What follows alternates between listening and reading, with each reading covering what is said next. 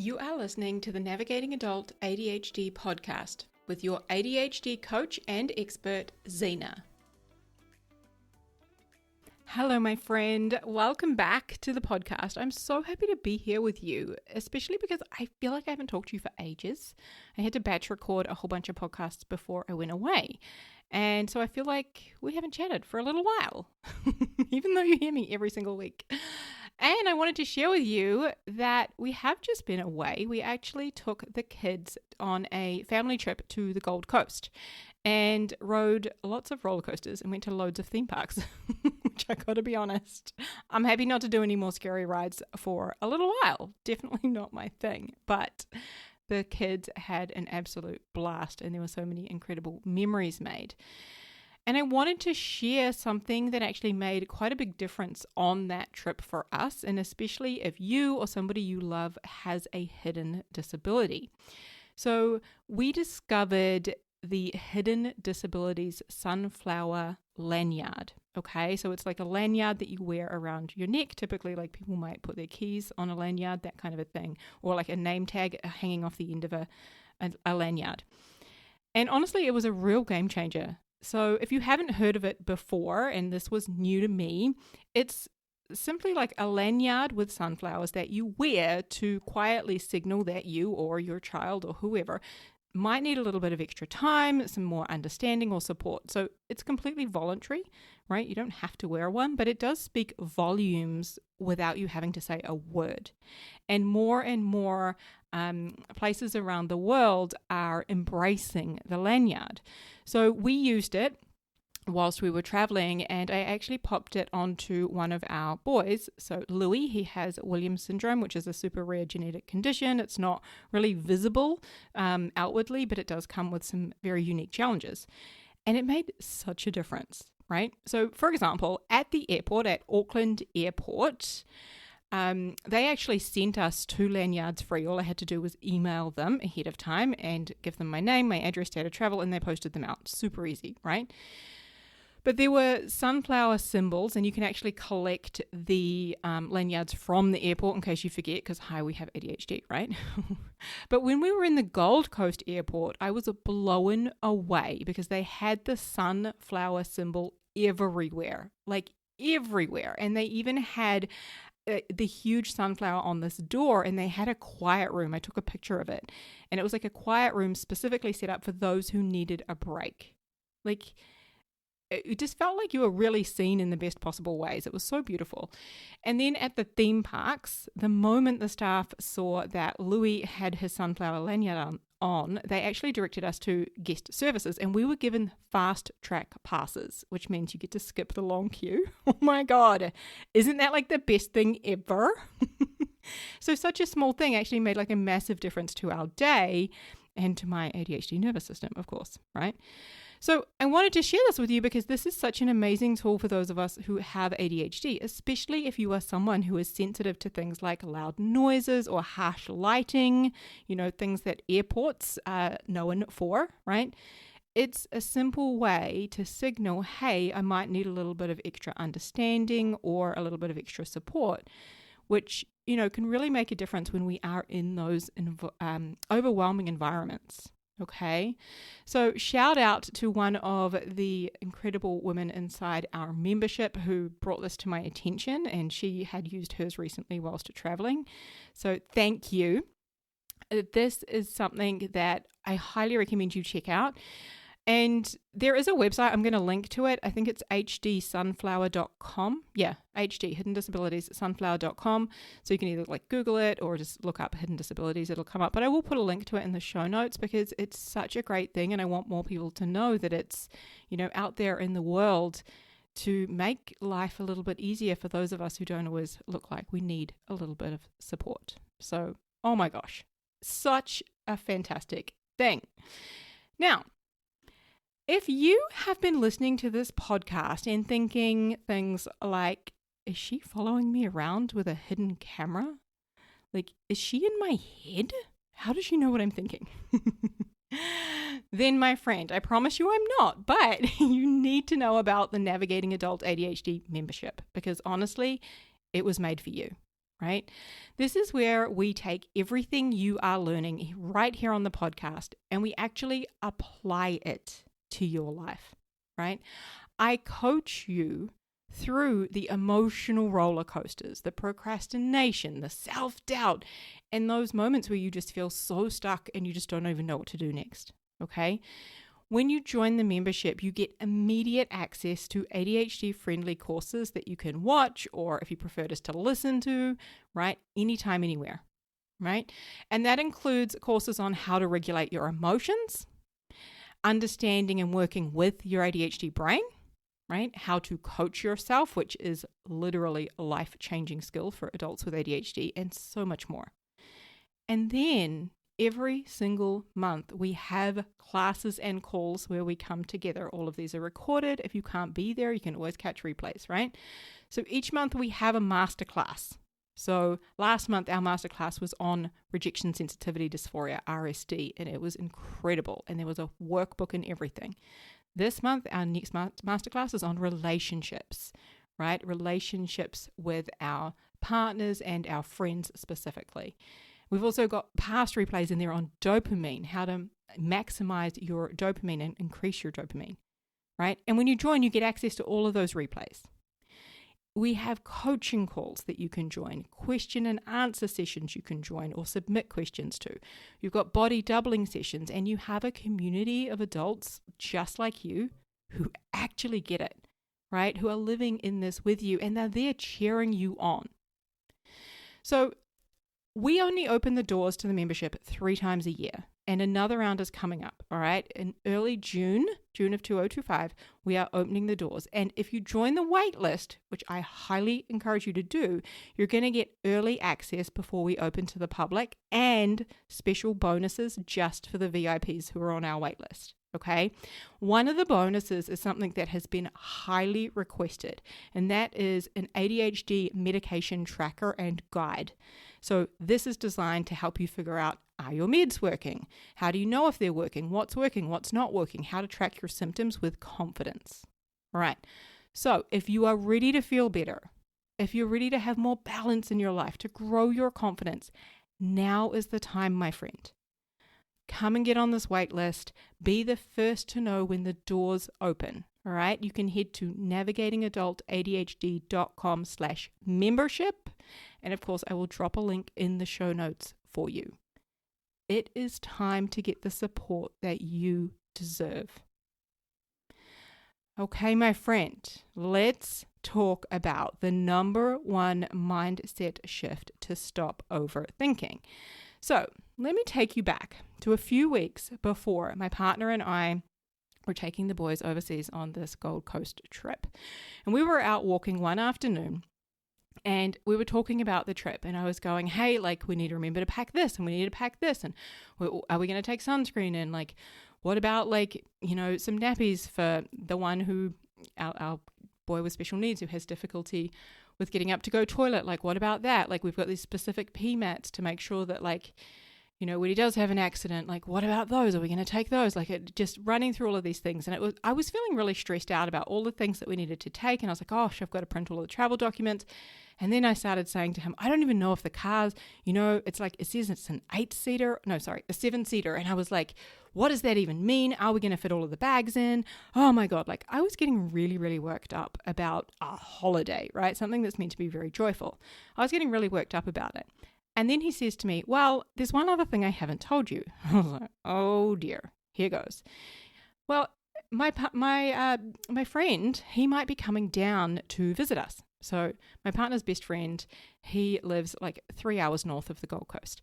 And he says, he might come down to visit us, and he will just sleep a night on the couch. I was like, wait, what? He's like, yeah, I didn't think it would be any big deal, so I haven't really mentioned it. I was like, oh my God, now's not the time to mention it when I'm already like freaking out. Right? I'm worrying about all of these things, trying to organize and pack 3 kids and yourself and right? Like, I am the ex-travel agent. I'm the person in charge of like all of the travel arrangements. Okay. And don't get me wrong, I love that shit. But when you are working full time, raising a family, all of that, like, it starts to sometimes become a bit much. And he kind of drops this bomb about his friend coming to sleep for a night and stay on the couch. And I said to him, our Airbnb has strict rules and we're only allowed 6 people. And there are 6 of us staying in this Airbnb already. And he's like, yeah, I didn't think it would be a problem though. Right? And hello, I've got ADHD. I have got a very dramatic brain. And what happens? My brain's like, we're going to get kicked out of the Airbnb, or I'm going to get like blacklisted on Airbnb, and we're going to get some terrible fucking review because we've had this person stay over. And also I know this person, and like one night probably wouldn't be it, right? So my brain is taking it to town, all right? It's not great up in there. And then I get really, really quiet. I've gone really quiet. And Emmett, he looks at me and he goes, what are you thinking? And I said to him, what if it all works out? And he looks at me and he's like, that's great. Yeah, let's do that. Right? He's like, that feels so much better. I was like, right? What if it all works out? What if the car that I have booked is the perfect size? What if we can fit all of the bags in it and get to our Airbnb?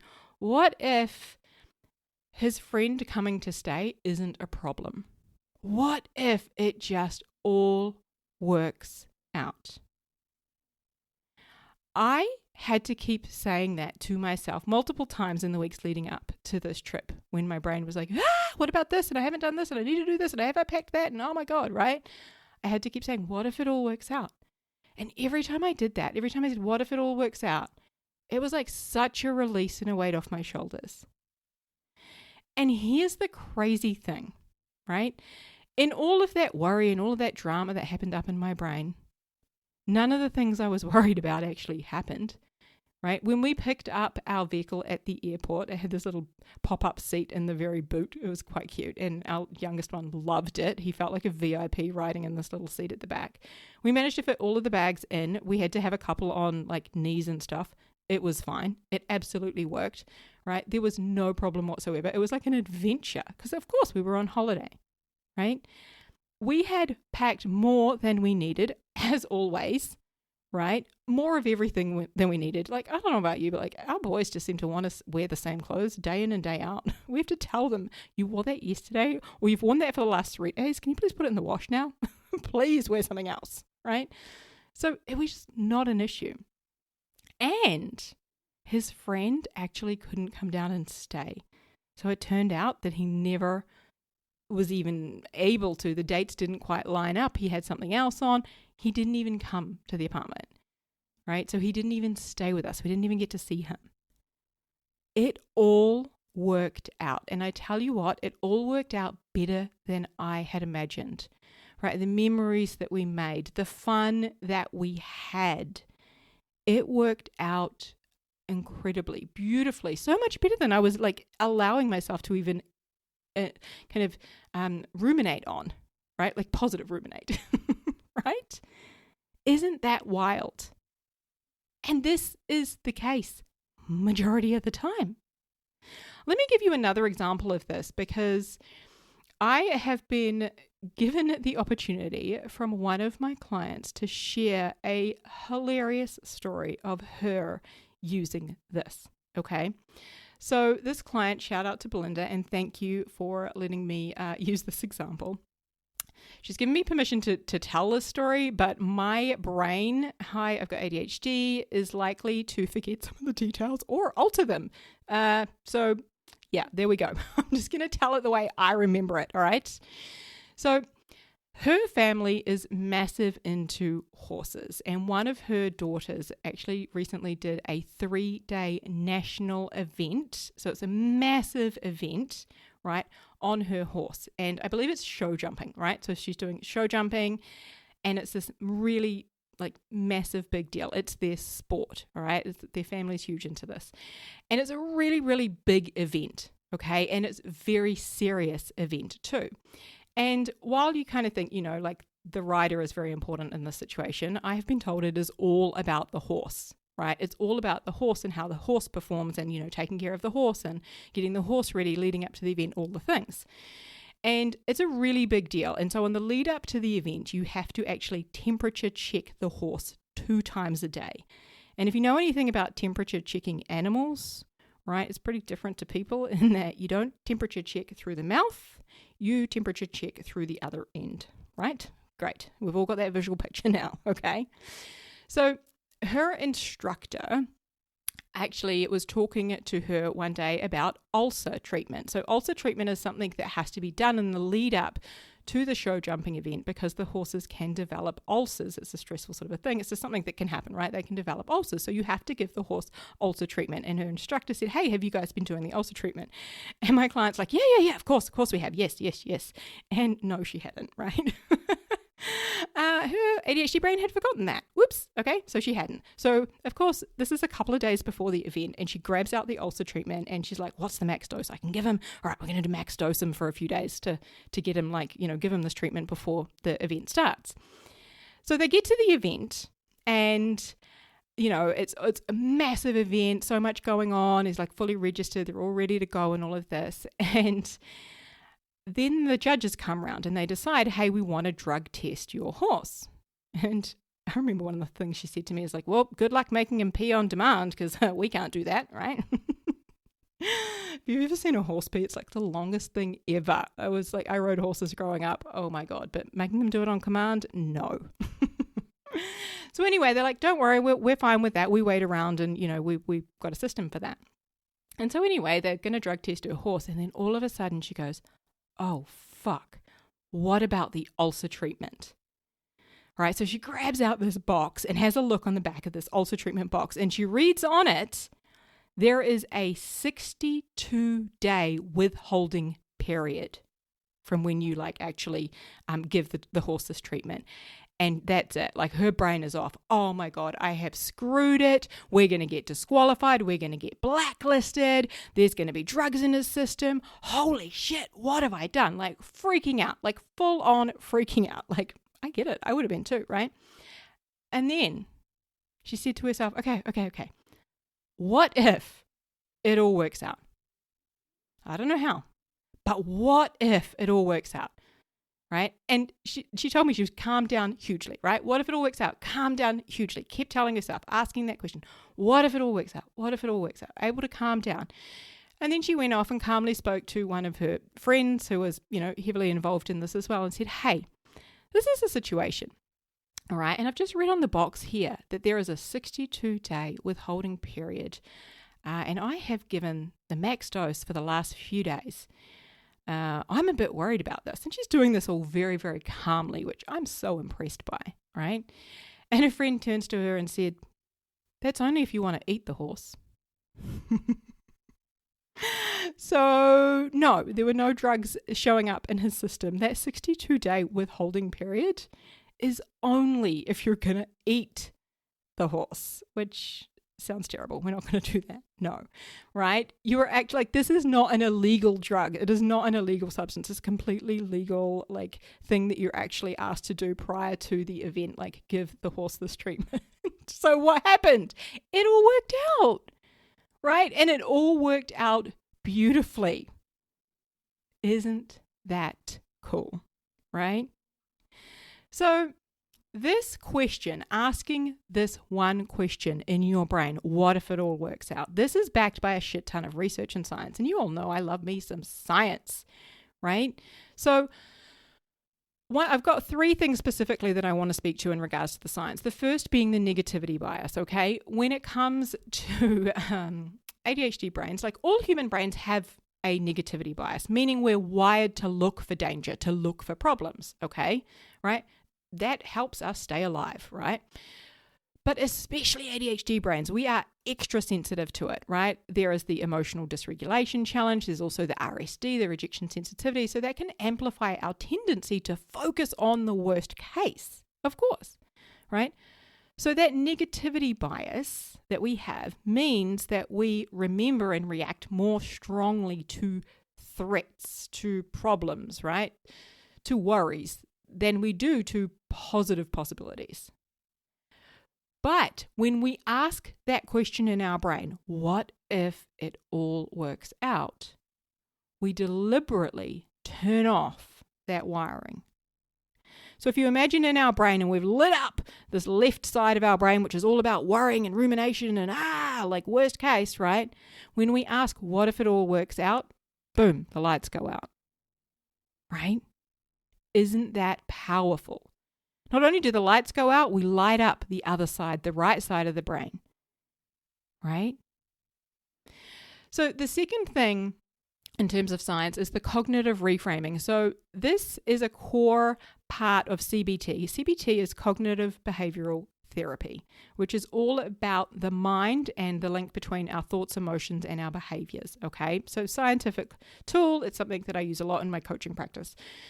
But it helps us to shift how we interpret a situation to change how we feel. Okay, so using this question, right, which is based in CBT, in this form of therapy, cognitive behavioral therapy, helps us to change how we feel, right? So this question is a reframing tool that helps to reduce the anxiety, like dial that back, but build up the hope, right? The possibility, the positive possibility, right? And then the third thing I wanted to reference here is the neuroplasticity. Isn't that a big word? Neuroplasticity. Oh my God. Today is not the day for like big words for me, right? So when we're repeatedly practicing a new thought, or in this instance, like a new question, what if it all works out? What if it all works out? What if it all works out? What we're doing is we're helping to create new neural pathways in our brain, right? Like a new river, right? Like if you've got like this massive river, it's just like it's kind of building a path going off in a slightly different direction. Like there's a little funnel off to the side, right? We're doing that over time. The brain starts to default to this more hopeful narrative, right? So when we ask this question in our brain, what if it all works out? The more we ask that, the more our brain continues to ask it, right? So the more we do it, the more it becomes automatic, right? We shift from it being a manual thing to an automatic thing. Now, we're not denying the fear, we're adding balance, okay? One of the things I like to talk about when I introduce people to asking this question, and I will ask it during a coaching session, is how those of us with ADHD, we are we have a strong value in terms of like justice sensitivity, right? We think that things, we will fight for things that we don't think are fair, are right, are just, right? We're very good at doing that. And what I say is, if you're going to spend a shit ton of time thinking about the worst case scenario, it's only fair, it's only just, it's only right that you also spend time thinking about the best case scenario. Like that's just fair, right? So if you're thinking, oh my God, what if we're going to get disqualified for this competition and blacklisted, right? Like my client was thinking, what if it all works out? Like it's only fair that we spend time thinking about the positive possibilities if we're going to spend a bunch of time hanging out here in the negative, right? Do you see what I mean? Like to me, that just seems fair. We've got to like add a little bit of weight to the other side of the scale. We've at least got to acknowledge that it's there, that it exists. So again, there's a shit ton of science behind it, which I love, but let me tell you about some of the ways in which we can use this, okay? What if it all works out is a very simple ADHD friendly tool to have in your back pocket. Okay. So here are a few ways you could use it. Number one, when you're starting something new, right? It could be that you're launching a business, starting a new, project, or maybe it's a creative idea, or maybe it's a new job, right? Of course, your brain's going to be like, well, what if I don't follow it through? And what if I don't have what it takes? And, like your brain's going to like want to engage in all of that, right? What if I like don't know what to say? Or what if like I don't actually have the skills for this thing? And right? What if it all works out? What if it all works out better than you imagine? Right? Another time that you can use this is when you're avoiding something really hard, right? It could be, sometimes it's just making an appointment, like phoning to make an appointment, something we might put off for ages, making a phone call, right?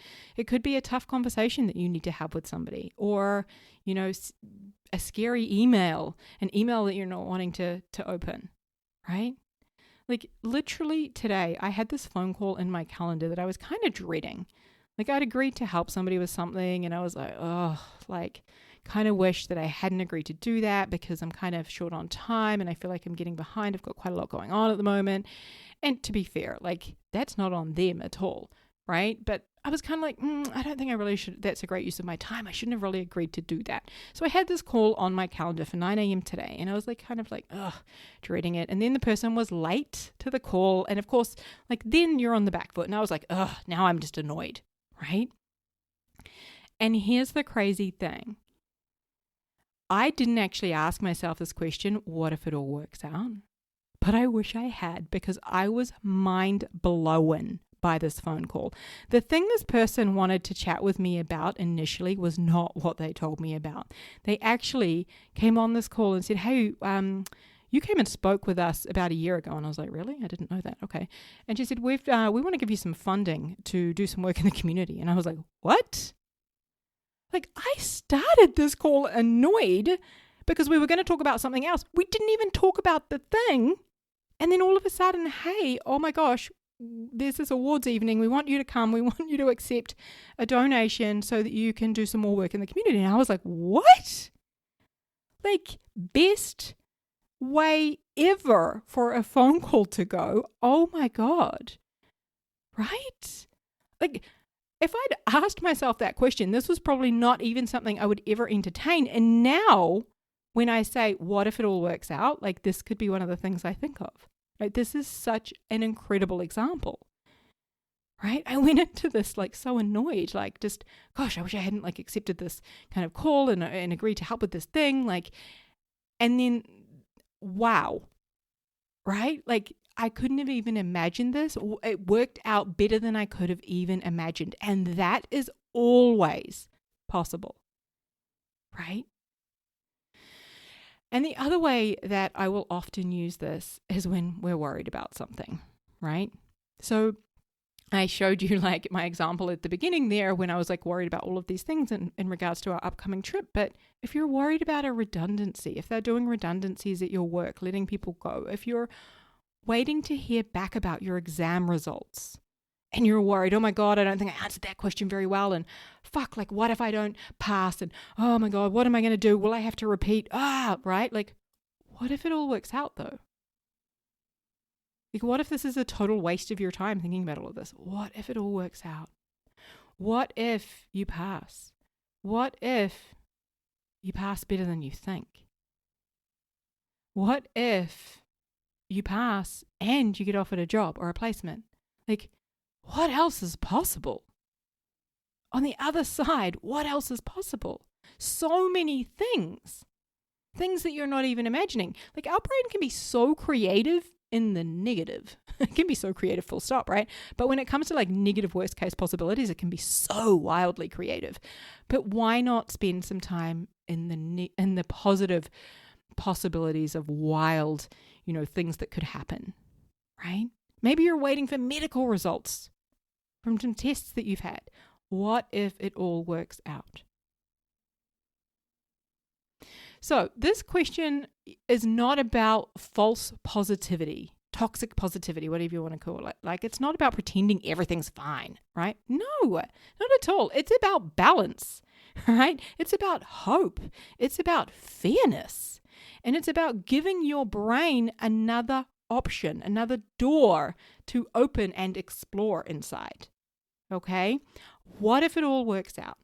Right? This question can help you to calm your nervous system, to unlock motivation, to help you keep going even when things feel hard. So here is my invitation to you. What is one thing in your life right now that you could apply this question to? Big or small, just one thing. I want you to try asking it, to sit with it and see what shifts. Right? What if it all works out? You might be surprised by what opens up. right? And you might be surprised that your brain also goes back down the negative rabbit hole, okay? It's going to do that. Maybe you won't be surprised, right? It's going to go down the hole of doom again. But come back to this question, right? What if it all works out? I promise the more you ask your brain this, the more it will just start automatically asking it for you, right? What if it all works out? And what if it works out better than you imagine? Remember, the Navigating Adult ADHD membership, the doors are opening soon. Get on that wait list, get the early access, get that free bonus, the ADHD medication tracker and guide. I'm going to drop a link in the show notes for you, and I'll see you inside where I can coach you and support you. All right. Huge love, my friend. Take care. I'll speak to you soon. Hey friend, if you want some more help navigating and thriving with ADHD and some help applying everything that you're learning here on the podcast, then head over to our website, navigatingadultadhd.com.